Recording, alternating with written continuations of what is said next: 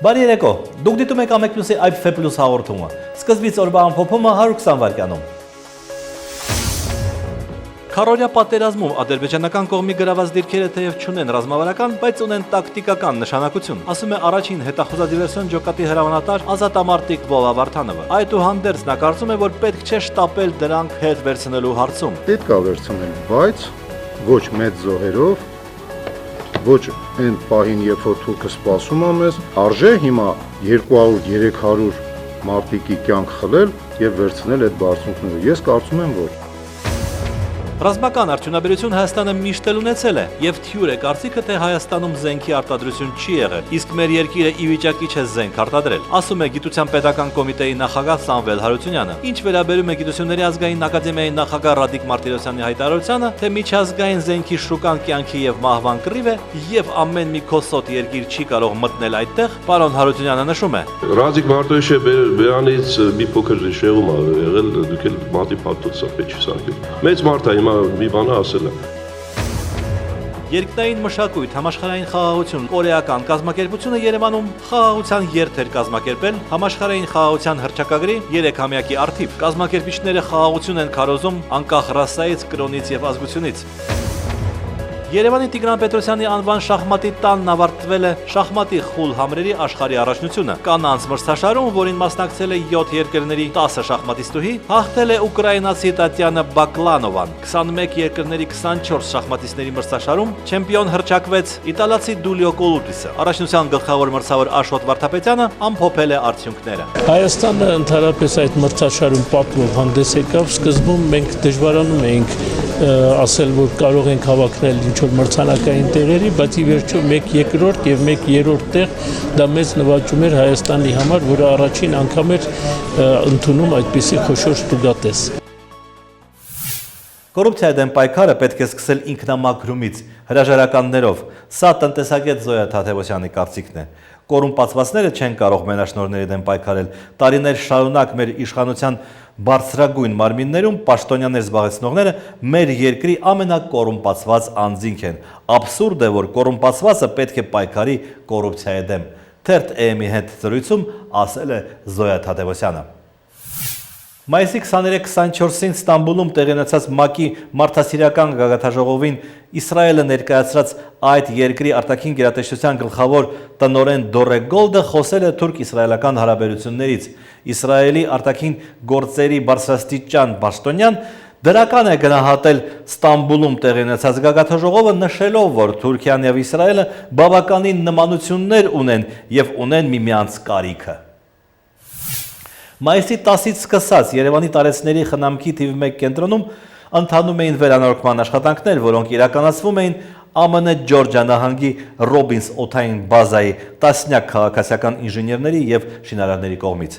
Վերանորոգման աշխատանքների արդյունքում բարելավվել են պայմանները 12 սենյակներում ու խնամքի կենտրոնի ընդհանուր օգտագործման տարածքներում։ Օրվա լրահոսը 102 կողմ 17 դեմ 3 ձեռնպատժայինների հարաբերակցությամբ ազգային ժողովի արտահերթ նիստում ընտրական օրենսգիրքը ամբողջությամբ ընդունվեց։ Կանոնակարգի համաձայն քննարկում չեղավ։ Մենք քվեարկելու ենք դեմ եւ բայց նաեւ այն ըմբռնումով, որ կշարունակվի աշխատանքները կոնսենսուսի ձեռքբերման ուղղությամբ։ Ինքներդ փոշմանելու եք, որ ընդդիմությանը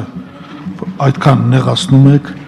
Մենք էլ քվեարկելու ենք դեմ առանց ըմբռնման։ Նախագծի համահեղինակներից կառավարության աշխատակազմի ղեկավար նախարարը վստահեցրեց, որ այս ընթացքում իրենք բավականին շատ աշխատանք են կատարել նախագծի վրա։ Նախագծում տեղի են ունեցել խմբագրական փոփոխություններ, շտկումներ, վրիպակների ուղղումներ։ Նա նաև վստահեցրեց, ընդդիմության առաջարկները կքննարկվեն նաև հունիսի 1-ից հետո, երբ ուժի մեջ կմտնի ընտրական օրենսգիրքը։ Ազգային ժողովի արտահերթ նիստը տևեց մոտ 1 ժամ, որի ընթացքում ընդունվեցին նաև աշխատանքի եւ սոցիալական հարցերի նախարարության ներկայացրած օրենսդրական փոփոխությունները, որոնք կանոնակարգում են Արցախ մեկնած կամավորների աշխատանքային հարցերը։ Նույն գործատուները նշում են, որտեղ է հստակ երաշխիքը, որ մարդը իսկապես մեկնել է, ասենք, Արցախ, այլ ոչ թե իր տանը նստած դիվանին հայտարարել է, որ ինքը Արցախում է եւ իր աշխատավարձը եւ իր աշխատանքային բոլոր իրավունքները պիտի պահպանի։ Ես առաջարկել էի, որ կյանքի ապահովագրության խնդիրը նույնպես քննարկման առարկա դառնա։ Նաև առաջարկություն կար, որ պետությունը սուբսիդավորի մասնավոր ընկերություններին նշված աշխատողների համար, որ ընկերությունը չտուժվի, այսինքն ինքը ժամանակավոր մարդ վարձի։ Ազգային ժողովի քվեարկությամբ նաև 2 տարով հետաձգվեց թվային ռադիոհեռարձակումը։ Առաքել Մովսիսյանը 3 օր առաջ է վերադարձել երկրորդ մարտական ուղուց, առաջինը դեռ աչքի առաջ է, պատգամավորական սեղանին ապակու տակ։ Քարորյա պատերազմի օրերին ինքը Ջեբրայելի դիրքերում էր, տեսել է, թե ինչպես է հայկական բանակը կորցնում 800 հեկտարը։ Մենք այս պատերազմում հաղթած վիճակում ենք։ Շտապել պետք չէ, ասում է հանրապետական պատգամավորը, վաղը գուցե արթնանանք եւ կորցրած 800 հեկտարը կրկին հայկական կողմինը լինի եւ ոչ մի զիջում այլևս, ոչ մի 5 շրջանի վերադարձ հանուն Ղարաբաղի անկախության։ Մենք ունենք առաջ գնալու։ Մոռացեք այդ հողի մասին, դա մեր հողն է։ Առաջ գնալու ունենք, եթե 5 հատ էլ վերցնենք, կարող է մի հատ իրան զիջենք։ Առաքել Մովսիսյանը գրեթե երազելով է ասում, թե ադրբեջանական ինչ նոր հեկտարներ կցանկանար տեսնել հայկական բանակի տրամադրության տակ։ Օրինակ Բիրբաշիրը, օրինակ Թարթարը, Նավտալանը, Նախճեվանը, Կիրովաբադը, Գետաշենը, որոնցի մեր համար ինչքան շատ այնքան լավ։ Արմավիրցի մեկ այլ նախկին հրամանատար պատգամավոր Ռուստամ Գասպարյանը հայկական բանակի կորցրած տարածքները նույնպես ողբերգության թեմա չի դարձնի։ Քանի որ Ադրբեջանը իր ամբողջ հզորությունով գիշերը գաղթագողի, ինչպես իրան հատուկա չէ, հարձակվել է, կարելի ասել քնած երկրի, քնած դիրքերի վրա։ Ընդհանրեն ինչ արել, հա, մի քանի մետր, մի քանի բարձրունք կարացել է առաջ գա։ Ողբերգություն կլիներ, եթե ադրբեջանցիները խորանային 10 կիլոմետր, բայց մի 800 հեկտար են կարողացել վերցնել։ 800 հեկտարը դա մի գյուղի ինչ-որ մի կես չափ։ Պատգամավորն ավելացնում է 2000-ից ավելի զոհեր են տվել ադրբեջանցիները 800 հեկտարի համար։ Իհարկե հնարավոր է, որ հայկական կողմը կրկին վերցնի կորցրած դիրքերը։ Ընդհանրապես մի քանի նորից եմ ասում բարձրունք, լալայլագի բարձրունքը այնտեղ ամայի տարածք կա, բնակություն չկա։ Իդեպ 800 հեկտար կորցնելու համար պարոն Գասպարյանը Հայաստանի եւ Ղարաբաղի քաղաքական ղեկավարությունից ոչ մեկին չի մեղադրի, Սերժ Սարգսյանին հատկապես։ Երևանի ավականու որոշմամբ ապրիլյան պատերազմում զոհված 3 զինծառայողների Սարգիս Խալաֆյանի, Հրաչյա Մուրադյանի եւ Մանվել Գևորգյանի ընտանիքներին հատկացվեցին բնակարաններ։ Բնակարաններից մեկը Քանաքեր 14 փողոցի 40 շենքում է։ Ըստ ավականու անդամ Անահիտ Բախշյանի, ի տարբերություն մյուս երկուսի, այս բնակարանը Երևան քաղաքի սեփականության ցանկում չկա։ Տարվա ընթացքում հաշվառման արդյունքներով մտնում են գույքի կազմում եւ դուրս են գալի։ Կոնկրետ այս գույքը գույքի կազմում չի եղել։ Լավ, այս մեկը չի եղել, այն մեկը այս 5 բնակարան, եթե հարցեր ունեիք, դիմեիք վարչությանը եւ այդ հարցերին կպատասխանեն։ Մենք օրակարգի երկրորդ հարցին ենք անդրադառնում եւ մեր հերոսներին բնակարաններ տրամադրելու։ Եվ այս բնակարանները մի խանգարեք խնդրում եմ։ Այո,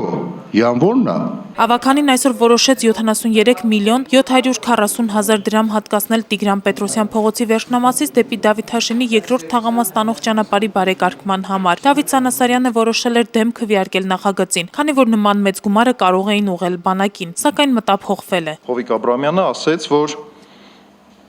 եթե բանակին անհրաժեշտություն լինի, ինքը իր առանձնատունը կվաճառի եւ իր ունեցվածքի մի մասը կտրամադրի բանակին։ Վերջին օրերին Երևանում ավելացավ արձանների թիվը։ Մարշալ Համազած Բաբաջանյանի արձանը տարբեր գնահատականների արժանացավ։ Ինչի ձգում է արձանը։ Միևնույն ժամանակ շատ կուզենայի, որ Բաբաջանյանի արձանը լիներ այն արձաններից մեկը, որը ժողովրդի համար շատ հաճելի է։ Մարդկանց կարծիքը ինձ չի տար։ Արնո Բաբաջանյանի արձանի համահեղինակներն ես։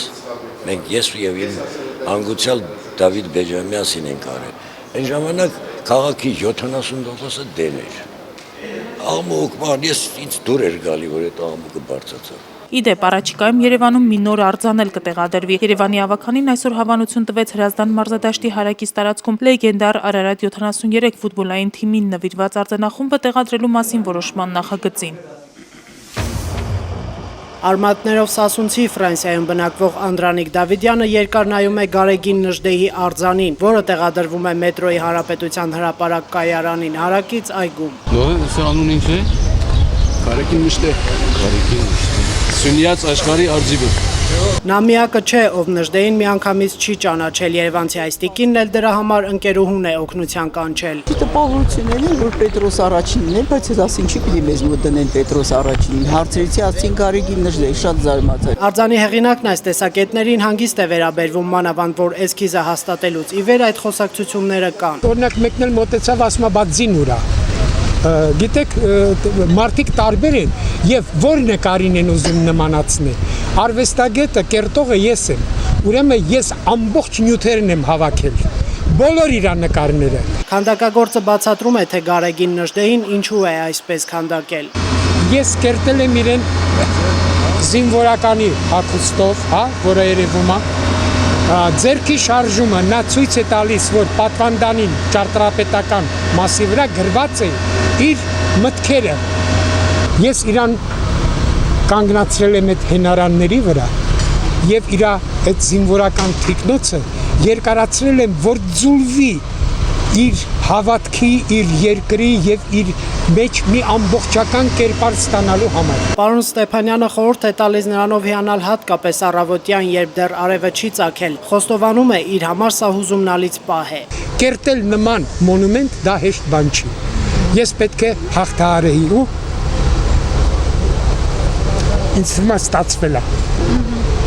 Գարեգին Նժդեհը քանդակվել է 5 տարվա ընթացքում, ունի մոտ 6 մետր բարձրություն։ Իսկ այն տեսնել ցանկացողներն ստիպված կլինեն սպասել եւս 3 օր, մինչև բացման հանդիսավոր արարողությունը։ Տեղադրվելուց անմիջապես հետո արձանը փաթաթեցին։ Գիրք, սեր, ատելություն։ Զգացմունքային եւ հուզական տանգոն ծնվեց Բուենոս Այրեսում 19-րդ դարի վերջին։ Լավ կյանք փնտրելու նպատակով այստեղ ժամանած էմիգրանտների տարբեր մշակույթների համադրումից։ Երբ ախառնվեցին աֆրիկյան տանգանոյի ռիթմերը, արգենտինական միլանգոն, հավանյան հաբաներան, իսպանական ֆլամենկոն, իտալական կանցոնան։ Ի սկզբանե տանգո ապարում էին միմիայն տղամարդիկ։ 1930-ականները տանգոյի ոսկե դարն են։ Օսվալդո Պուլեզե, Աստոր Պիացոլա, Կարլոս Գարդել, ով դարձավ տանգոյի արքա եւ նրա ծննդյան օրը նշվում է որպես տանգոյի համաշխարհային օր։ Կնոջ բույրը ֆիլմում Ալ Պաչինոյի պարը հենց Գարդելի հայտնի տանգոն է։ Մայիսի 27-ին Արամ Խաչատրյան համերգասրահում Հայաստանի ազգային ֆիլհարմոնիկ նվագախմբի եւ Հայաստանում Արգենտինայի դեսպանատան համատեղ նախաձեռնությամբ սպասվում է արգենտինական տանգոյի հրաշք երեկո։ Անվանի բանդոնեոնահար Կարլոս Բուոնոյի ղեկավարությամբ, ով միայն անցյալ տարվա ընթացքում 98 համերգ է տվել 27 երկրում։ Ինձ երբեմն ասում են տանգո կատարելիս շատ եք ժպտում, դա այնքան էլ բնորոշ է այս պարին։ Ես էլ հակադարձում եմ թանկին եմ վճարել, զրկել եմ ինձ շատ բաներից, այնպես որ տանգոն իմ կյանքն է եւ ամեն անգամ նվագում եմ այնպես, ասես վերջին անգամ։ Գաղտնիք չէ, որ այս պարը սկիզբ առավ հասարակած տներում եւ իր բնույթով գռեհիկ է, շարունակում է երաժիշտը, բայց քանի որ տանգոյի երաժշտությունը շատ գեղեցիկ էր, հնարավոր չէր հրաժարվել դրանից։ Հարցին թե արդյոք ինքը սիրում է պարել, պատասխանեց հումորով։ Արգենտինացիներն ասում են, նա ով նվագում է, չի պարում։ Կարլոս Բոնոն շատ հայ ընկերներ ունի Արգենտինայում եւ շատ է հավանում հայկական ուտեստները, ու այս այցին էլ հասրեց սիրել Հայաստանն ու հայկական երաժշտությունը։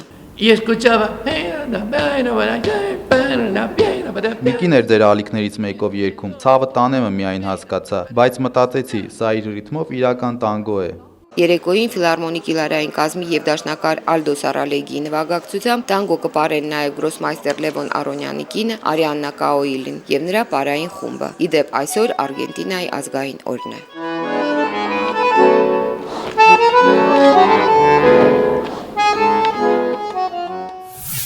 Հուլիսի 1-ից գազի սակագինը ըստ ամենայնի կիչնի 9.3 դրամով եւ շարքային սպառողի համար կդառնա 146.7 դրամ 1 խորանարդ մետրի դիմաց։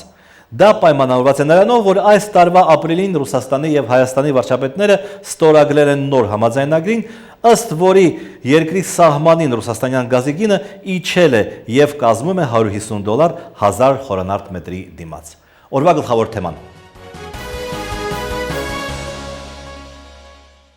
Հանրային ծառայությունները կարգավորող հանձնաժողովը մայիսի 31-ին վերջնական որոշում կկայացնի գազի գինը սպառողների համար 9.3 դրամով նվազեցնելու մասին։ 9.3, որ ասում ենք, դա այդ նույն միջինացված $19.4-ն է, բերածած դրամի 480 փոխարժեքով։ Մեզ հիմա բերել թելադրել են 9.3 դրամ։ Ծիծաղելի է նույնիսկ այդպիսի հանցագործություն, որ հիմա իրեն թույլ է տալիս Ռոբերտ Նազարյանի հանձնաժողովը, բացարձակապես անընդունելի։ Սակագին իջեցնելու առաջարկը ներկայացրել է Գազպրոմ Արմենիա ընկերությունը, հիմնվելով նախորդ ամիս Հայաստանի եւ Ռուսաստանի կառավարությունների միջև ստորագրված գազային նոր համաձայնագրի վրա։ Սահմանին գազի գինը $165 փոխարեն դարձել է $150։ Այս դեպքում որքանով է արդարացված սպառողների համար սակագնի այս չափով նվազեցումը։ Այս բանին այո, համարում եմ արդարացված գործող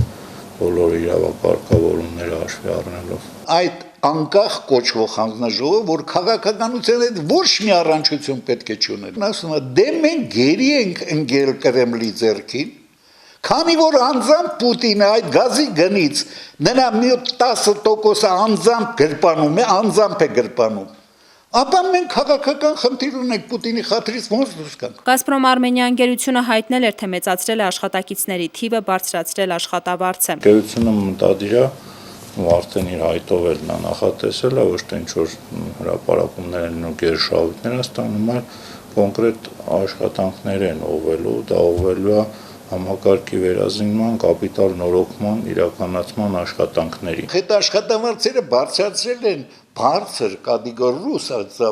բաների նկատմամբ։ Հայերի աշխատավարձը համարյա չի բարձրացել։ Եվ այս պայմաններում փորձել մարդկանց խաբել, որ նրանք ծախսեր են անում, որ նրանք ինչ-որ ներդրումներ են անում։ Արդյոք հանրային ծառայությունները կարգավորող հանձնաժողովը չի մտահոգվում, որ Գազպրոմ Արմենիայի դեպքում էլ կունենանք նույն չարաշահումներն, ինչ Հայաստանի էլեկտրական ցանցերի դեպքում։ Կառավարման վտանգը միշտ կա, ավելի եւ բարբերաբար աուդիտներ կատարվում են։ Կառավարման հիմնական ասենց ասեմ ստուգող ու վերահսկող իմ կարծիքով պետք է լինի այդ ընկերության սեփականատերը։ Նոր սակագինն ամենայն հավանականությամբ ուժի մեջ է մտնելու հուլիսի 1-ից։ Մինչ այդ հանրային խորհրդի անդամը կոչ է անում քաղաքացիներին չհամակերպվել գազի սակագնի նվազեցման չնչին չափին եւ պայքարել այն առնվազն 15 դրամի հասցնելու համար։ Գազի սակագնի հետ կապված քննարկվում են տարբեր հարցեր։ Օրինակ, ինչու է շարքային սպառողի համար սակագինը 146 դրամ, իսկ ձեռնարկությունների համար 123 դրամ։ Զուտ տնտեսապես այդ հարցի պատասխանը հեշտ է տալ, որքան շատ է վաճառվող ապրանքը, այդքան ցածր է գինը։ Ուրիշ հարց, արդյոք այդ սակագնի տարբերությունը խթանում է ձեռնարկությունների զարգացումը, թե պարզապես դրանից ոմանց տալիս է արտոնություններ։ Որոշ հասարակական գործիչներ տալիս են նաև հետևյալ հարցերը. Արդյոք գազի սակագնի իջեցումը մեզ սպառողներից համար համաչափ է ռուսաստանյան գազի գնի իջեցմանը։ Ինչ դեր է այստեղ խաղում հանրային ծառայությունները կարգավորող հանձնաժողովը եւ իր հաշվարկները, եւ արդյոք սակագինը որոշում է հենց այդ հանձնաժողովը եւ ոչ թե հայ-ռուսական պայմանագրերը։ Մանավանդ հաշվի առնելով, որ թե բերողը եւ թե գազ բաշխողը միևնույն ռուսաստանյան ընկերությունն է։ Իսկ գլոբալ առումով խնդիրն այն է, որ ռուսաստանյան գազը մեր երկրում մենաշնոր է, զուրկ է այլընտրանքից, չնայած այդպիսին կարող էր լինել իրանական գազը։ Դա իհարկե զուտ քաղաքական խնդիր է կապված հայ-ռուսական հարաբերությունների առանձնահատկությունների հետ, բայց դա կարող է դառնալ նաև տնտեսական խնդիր, որովհետև թանկ ապրանքը վաճառելը դժվար է, իսկ սպառողների թվի կրճատումը կրկին կարող է ի վերջո բերել գնի բարձրացմանը։ Ամեկ պլյուսի զրուցակիցն է իրազեկ եւ պաշտպանված սպառող հասարակական կազմակերպության նախագահ Բաբկեն Պիպոյանը։ Պարոն Պիպոյան, դուք համաձայն եք, որ սահմանում գազի գնի փոփոխությունը կարող է իջեցնել սակագինը ավելի շատ, քան 9 դրամով։ Բարդ հարց եք շատ տալիս, ասեմ ինչու, որովհետև պետք է դիտարկենք, թե ինչ կոնցեպտում ենք մենք այս խնդիրը դիտարկում։ Տեսական հնարավորություն հաշվի առնելով քաղաքական էլեմենտները, թե ընդհանուր այս պահին գործող իրավիճակում ընդհանուր գազի սակագնի նվազեցման։ Եթե քաղաքական էլեմենտից կտրվենք, թե ինչու է մեկ ընկերություն ներկրում, նույն ընկերությունը բաշխում, ինչ այլ պետություններից ներկրումը չենք դիտարկում, այսինքն զուտ իրավիճակային գնահատում տանք, ապա շեղում իսկապես մի փոքր ավելի հնարավոր էր, սակայն ոչ այնպիսի թվերով, ինչպիսի թվեր համենայն դեպս լսվում են, մինչև 30 դրամ, հնչել այս կարծիքը, բայց այդուհանդերձ կար, ինչու, որովհետև կան որոշակի ծախսեր, որոնք իսկապես չպետք է ներառվեն սակագնում եւ այս ծախսերը պետք է իրականացվեն տնտեսվարող սուբյեկտի եկամուտների հաշվին եւ ի վերջո կան այնպիսի ծախսեր, որոնք ըստ էության կարելի է սահմանափակել եւ մի մասը ներառել որպես ծախս եւ մյուս մասը թույլ չտալ ներառել ինքնարժեքում։ Ով է հաշվում այդ ծախսերը։ Բնականաբար այդ ծախսերը պետք է հաշվեր հանրային ծառայությունները կարգավորող հանձնաժողովը, բայց դրոշակությունն եմ ուզում հրավիրել այն հանգամանքի վրա, որ անգամ նախաձեռնությունը գազի գնի սակագնի վերանայման,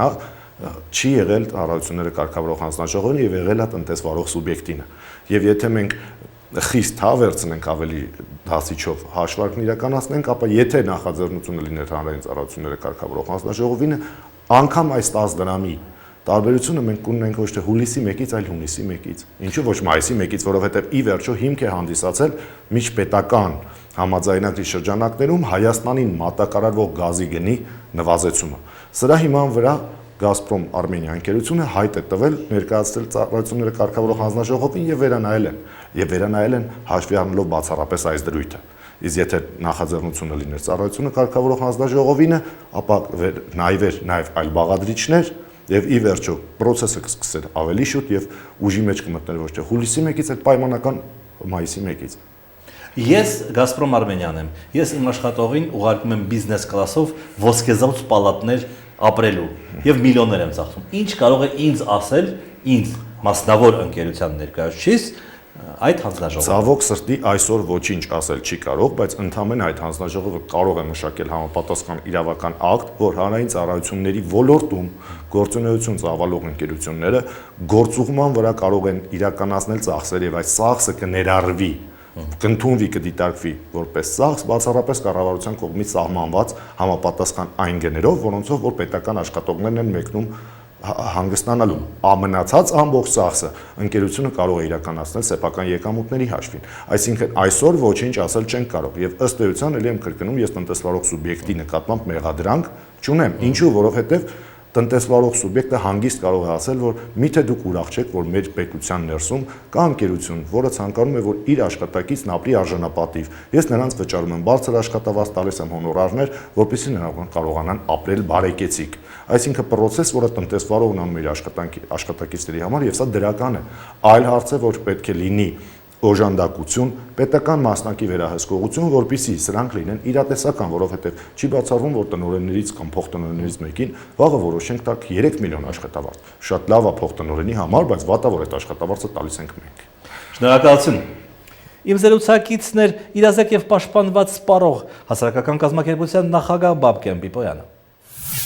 Կառավարության աշխատակազմի ղեկավար նախարար Դավիթ Հարությունյանը նորարարական մոտեցում է առաջարկում օրենսդրական տեխնիկայի առումով։ Սկզբից երրորդ ընթերցմամբ եւ վերջնականապես ընդունել ընտրական օրենսգիրքը, իսկ հետո սկսել դրա քննարկումը եւ դրա շուրջ կոնսենսուսի ձևավորումը։ Դիտեք նաեւ մեր վերջին խոսքը, իսկ ես ձեզ հրաժեշտ եմ տալիս։ Մենք կհանդիպենք վաղը։ Եթե անգամ հունիսի 1-ից հետո մեզ հաջողվի գտնել